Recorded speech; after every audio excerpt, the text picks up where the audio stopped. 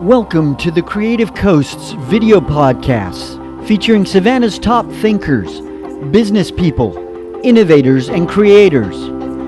With host B. Ray, director of the Creative Coast.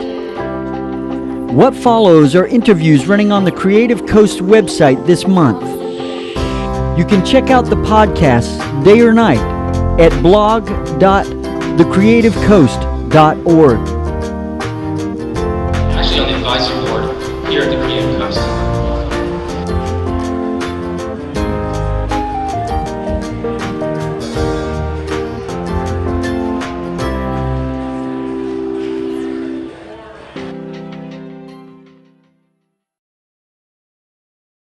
Hello and welcome to the front porch. My name is B. Ray and I am with the Creative Coast. Today we're talking with Joanne Morton and you want to talk to me about gratitude circles? Yes. Okay. Gratitude changed my life about 2003 when I started a workshop with some other ladies, and one of the exercises we had to write each one of the people a gratitude list. Well, I'm still receiving those gratitude lists to this day from some of those women. So talk to me about a gratitude list. And gratitude list the assignment was to write 10 things you're grateful for. And it's really easy to say, oh, I'm grateful for sunshine, I'm grateful for my cup of coffee. But what really transformed me was trying to be grateful in times when you're not grateful. Because that's really hard. When you don't have a job, you're looking for, ways to pay your bills, you don't have a love life, yada, yada, yada. But to find those periods, you have to be grateful for the bad stuff too. And that's what shifted my whole life, is understanding that I can feel good and still have some challenges. And so so talk to me about the list. What does that do in that time? So when sharing the list, it's kind of nice to hear out loud what other people are grateful for, because sometimes when you're feeling low, I have this one woman who's been sending gratitude ever since. And I know, I see her gratitude, and it's just something I look forward to. And I think there's such an easy thing for two strangers to get together. And just can bitch about something. Right. But how often do you actually get to say something you're grateful for without feeling like you're bragging? Right. But there's nothing about bragging. So since gratitude's changed my life, I also am very grateful to be in Savannah, and one of the things that I love about Savannah is the squares. Right. And as an artist, I wanted to figure out something I could do creatively in each square. And I also like to bring awareness to new ideas, and I'm a big believer in the collective consciousness. What kind of thoughts do we want to be collectively thinking and feeling at the same time? So I had this idea that I should do gratitude in a circle in each square. There's 22 squares. So do I do it 22 days in a row, 22 weeks in a row? How do I do it? And then I decided, well, let's just pick a date, just do it. So last year, November of 2014, I started meeting in a square every week at noon. Great. And I'm still doing it, and I've never been there by myself. So you put out on social media that Yep. I'm going to be in Right Square and we're going to talk about things for which we're grateful. Yes. Excellent. And sometimes it's you and one other person, and sometimes it's you and a dozen. 25 people. Wonderful. Yes. And you sit on a bench and you talk about... We actually don't even sit on a bench. We stand in a circle and start holding hands. Because when I first started, I kind of let it keep it loose to see what would happen. And everyone just gravitated to holding hands. And these are people that you know intimately or you've never met? I've never met before. A lot of these people I've never met before. And I actually have what I call the gratitude gang. So there's a group of people that keep showing up, and it's really been so refreshing. And then what was really interesting is 22 weeks, that's 6 months of your life. And right. I'm a commitment, So when do you do this? One day? Wednesday, we gather at noon, and we start at 12:12. Okay. But there was one Wednesday that I couldn't be there, and I didn't have flight change, had to leave.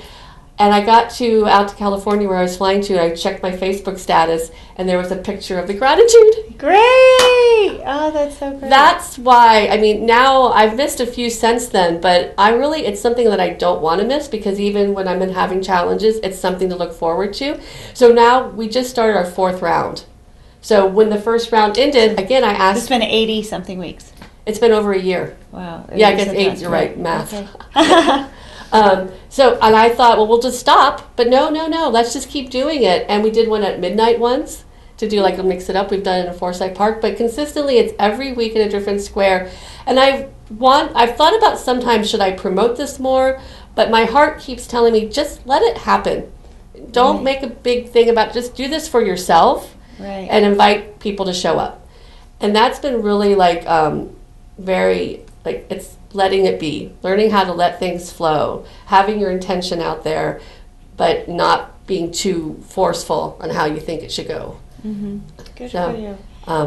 And so how long ago was it that gratitude changed your life? What did you So say? it was in 2003 when I started getting these lists and then finding my own way of how to use gratitude in my life. And I wanted to share it in Savannah as well because we know that there's amazing things happening here. I mean, they're happening everywhere. But there's something really nice about the community coming together. And it's really important to be grateful for the community and grateful for our challenges. Right. Because that's how we can really become a true 21st century community with these new collective conscious about feeling heart and law of attraction. And it's fun too because I've also, a couple of weeks ago, we were in Whitfield Square and random tourists, and they're positive, and they started talking about sharing gratitude. Wow. So they joined the circle. They didn't join the circle. But they wondered what was happening Yeah, here. exactly. Great. But I have had random people show up, and Christmas Day was the first year, and 25 people showed up for Christmas Day that's to share poetic. gratitude. Yeah. Yeah, so I feel really grateful that communities, that people here in Savannah are grateful. So.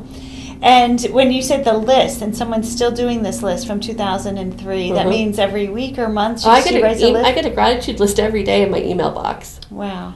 From someone that... And I encourage people to share them with your family. When was the last time you texted somebody say, I'm grateful for you? Right. And it goes back to, because again, in 2003, it was a life-changing time. That's when the words magic, passion, love came to me. And that's my website, magicpassionlove.com. Good. And I use that as a way to call what is inside of you. What's inside of you is this energy that needs to be shared, and it's renewable and it's sustainable. So even on the bad days, it'll come around. Everything comes around. So how can you allow your magic, feel your passion, and live your love? Because the world needs your wow. Nice. I love And the more that. of us that share our wow, we'll see what happens. Hopefully. And I could talk more about all that too. But I can say that I have 3 children, and they have a job before I come home from work to write a thank you note. No matter what and if they can't find something to be thankful for, then maybe we need to get rid of the soccer or the ballet or the basketball or something. And selfishly, what I have found is they're just in a better mood. They're more thankful for mommy's dinner. They're more appreciative that I've had a long day. They're more understanding if they've actually taken out a piece of paper and written something down. And usually we get around to putting a stamp on it and it goes to the appropriate person. And sometimes we don't. It's just the act of being grateful. That is such a blessing. Thank to you us. so much for doing that. Thank you. Seriously, I'm so grateful. Wonderful. It's awesome, wonderful, because they're our future leaders. I appreciate that. So, Joanne Morton, so wonderful Thank to you. see you. Thanks for being a You're part welcome. of what makes Savannah awesome. Yeah, well, I'm Great to have grateful for you. Creative Coast too. Thank you. Bye. Hi, my name is Catherine Liebert, and I work with the Creative Coast on Geekend and all sorts of other great programs we have. Welcome to the front porch. Today we're chatting with Maria Dixon. Hi, Maria. Hello, hello. How are you today? I'm very well, thank you. The weather's nice. No complaints. Good. Do you want to tell us a little bit about yourself, what you do? Sure. I'm a front-end web developer here in Savannah, Georgia. I've lived here since 2005. I came here for one day on vacation and fell in love with the city and have not been able to leave. Or wanted to leave. Where are let me you from specify. originally? I'm from Kentucky, Okay. southeastern Kentucky. And how did you find your way into Savannah? Like, what was the first step of moving or... The first time, well, I was going to school in Tennessee, and then I transferred. I found that there was a college here, and transferred to SCAD within like 2 weeks of my vacation because I knew that this is where I wanted to live. And I'd always heard that you should go to college where you want to ultimately live. So I guess my first real experience with the city was, after, of course, vacation, was getting extremely lost. And it's a very walkable city, so I'm not complaining, but I explored about every square trying to find where the student orientation was. So that was my first experience with Savannah. Okay, and how was your experience at SCAD?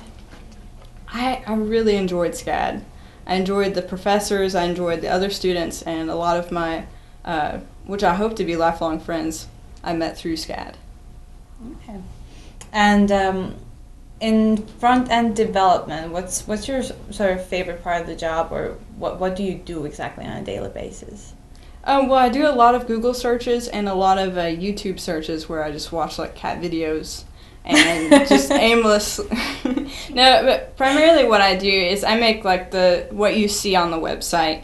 Not a lot of the back end with like the complex parts of it, but like the basic user interface, things of this nature. Do you know anything about the back end as well, or is that not really I essential? do. Actually, I know a little bit more about it now due to a program that is here in Savannah, the Rails Bridge. And I've been lucky enough to get to volunteer at a couple of those events when they did like the front end tutorials there. Great. So anyone that's interested in learning a little bit about the back end, that's a great place to start. Thanks. That's good to hear. So recently you've also gotten involved with Geekend. Can you tell me a little bit about how you found Geekend and what did you think of it? I have to say, I was very intrigued by the idea of Geekend for a couple of years, and then this last year I made a commitment to go to it, and I'm so happy that I did. And basically it's kind of a sampler platter of everything that you would want to know about technology, and the best thing is meeting the community. You know, and feeling like you have a life ring out there, like that there are other people that are interested in what you're interested in. I mean, you're guaranteed to meet those people. So even if you don't enjoy the conference, but of course you would, you're still going to come back meeting great friends, people who you can reach out to professionally and personally. That's great. As a designer, did you learn anything you could implement in your professional field as well at the conference of Geekend? Yes, there's actually a talk by Michael Wiedemeyer, and we actually ended up doing a podcast after Geekend. Oh, wow. But he did a great speech about SVGs and interactivity with those. So I would say it was a very positive experience for me personally and professionally.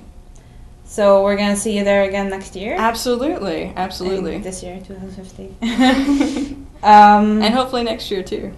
Hopefully, yes. So anything else you want to share with us today about Savannah or your job or anything? Sure. Well, I would like to first say that I'm very thankful for everything that the Creative Coast is doing and actively being involved in with the community. And I'm also excited that I'm going to be a member of the speaker committee for Geekend this year. So you guys should come to it. It's going to be awesome. I promise. Well, we love having you involved and we love having you in Savannah. We're glad you got lost in the city. I'm too. Thanks for you coming so much. today.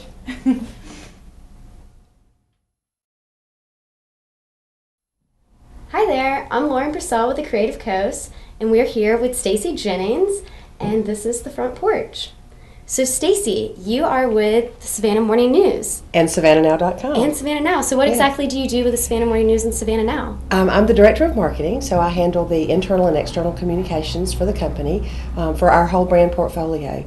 So everything that we do isn't just in the Savannah Morning News. We have publications in Effingham County, in Bluffton, South Carolina, in Bryan County. We have niche publications that are dedicated to specific target audiences. So all of those sort of need a little nurturing and tender loving care. Mm-hmm. And how exactly did you get into this business? Do you have a background in advertising? I started with the newspaper a long time ago. I actually started with our Athens newspaper after I'd sold advertising for a while. Sold advertising for the Yellow Pages and then moved into newspaper advertising. And I sold newspaper advertising in Athens and then moved to Savannah in 1985 and started with the newspaper then. So I've done a lot of different jobs at the paper. Cool. And the newspaper is what brought you to Savannah, pretty much? More or less, yeah. More or less? I was chasing a man, and and caught him, Love and then had to throw story. him back. Yeah, That's great. But it was a great move for me because it's a great company that has a lot going on and a lot of interesting things. It's the wonderful thing about journalism is you learn something new every day. You're always learning something different. Definitely. Which is a great way, to sort of spend your days and spend your time.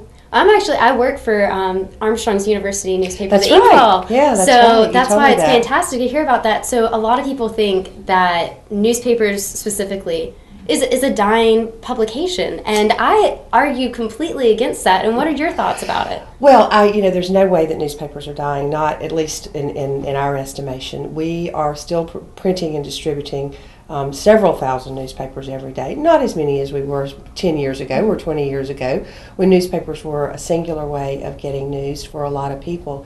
But people still depend on newspapers for in-depth reporting, for investigative and enterprise reporting. They expect us to be the watchdogs. They expect us to go to meetings. They expect us as newspaper journalists to be at the forefront of community activism almost and community involvement. So I think newspapers will always have a place in media consumption. What's unique about news organizations is how they are shifting and changing their delivery. We call it platform agnosticism because however someone chooses to get news, we know that the source that they can get the most trusted news from is our news media organization. So it's a great way for us to learn new things and try to apply some creative techniques to how we deliver news. And that's fantastic in this changing world, having to go from print to go online and then having the best of both worlds to be even more accessible. Well, and we think it's really as I said, platform agnostic. The way that we curate news and the way that we curate information so that it can be displayed in a variety of devices, whether it is in a print newspaper. Some people will use a print newspaper first thing in the morning. They sit at the table and read the paper and drink their coffee, consult their mobile device when they're in the car or on public transportation, and many times use a mobile device, a tablet or some other a laptop or something when they're in an office situation. So how people consume news depends a lot on their time and where they are and what jobs they're doing. And where exactly does your position fit in to accomplish gaining more readership and providing the knowledge that a citizen would like to get from a newspaper? Well, it's a really unique position now because our business model is changing from relying on advertising revenue to blending to business and business to consumer revenue. So my job has really changed over the last couple of years to begin to help develop products, to research products, and help take products to market that allow us to reach certain target audiences. So whether that's a mobile product, whether it's a printed product, whether it's a high-end printed product like a magazine, we own a magazine over there, and we do a lot of magazine-type publications. So it allows us a lot of freedom and flexibility, but it also gives us a chance to do some really unique things that are not typically newspapery things. Well, and do you think that your job is going to continue to change and grow as the industry of print and online media keeps on growing as well? I certainly hope so. Yeah. I hope that it will change and give me an opportunity to learn something new. I mean, who knew just a few years ago that I'd be writing copy for Facebook posts to promote audience growth? I mean, who would have thought that? But now that's really part of the marketing. It's part of the marketing language. It's part of what we do every day. It just adds another layer, another element to how we present the product and what we can do with it. And what is kind of a little bit of an everyday for Stacey Jennings? An everyday for Stacey Jennings is, well, let's start off with social. Well, actually, first I read the newspaper. I know what you're talking about. And then I hit our social. I get a little social love for some of the stories that are trending. So it's important to know what's trending and to be able to use the tools. And we use a lot of third-party tools to tell us what's unique and what's happening, and to allow us to aggregate a lot of our social posts in one place, and to manage those and schedule them. And then I do a little troubleshooting, and then I've got sometimes the proverbial meetings, and everybody has plenty of those.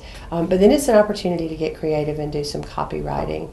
A lot of writing in the afternoon, whether it's press releases or ad copy or radio copy or promotional copy for an event. We've got all sorts of products in our product portfolio. So the days are, I tell people all the time, if you don't like it today, come back tomorrow. It may be better, it may be worse, but it'll be different. I was about to say, it sounds like you have a lot that goes on in the daily thing, so you just always have something to do, it seems like. And it's always new and it's always different. It's always ever-changing. It's always fun. Good, that's great. Well, Stacy, thank you so much for joining us for podcast Thank and you. making the Savannah area an awesome place to live. Thank you. Thank you.